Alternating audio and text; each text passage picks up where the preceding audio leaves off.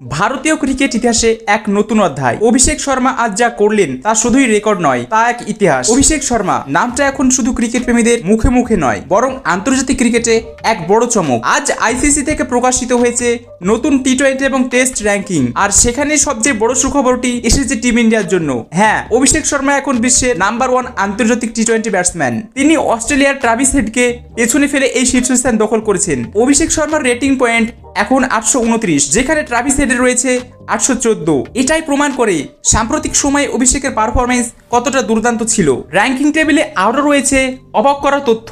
Number 3-এ রয়েছেন আরেক ভারতীয় তরুণ তারকা তিলক বর্মা, যার রেটিং পয়েন্ট 804। নাম্বার 6-এ রয়েছেন টিম ইন্ডিয়ার অধিনায়ক সূর্যকুমার যাদব। আর যশস্বী জয়সওয়াল যদিও এবার টপ 10 থেকে ছিটকে নাম্বার 11-তে চলে গেছেন, তবুও টপ 11-এর মধ্যে 4 জন ভারতীয় ব্যাটসম্যান থাকা নিঃসন্দেহে বড় গর্বের বিষয়। অভিষেক শর্মা আজ যেভাবে টি-20 ব্যাটিং এ শাসন করেছেন তা আমরা সবাই দেখেছি। সেটা আইপিএল হোক বা আন্তর্জাতিক ম্যাচ, তার ঝোড়ো ইনিংস, ধারাবাহিক রান আর আত্মবিশ্বাস আজ তাকে এই সম্মান এনে দিয়েছে।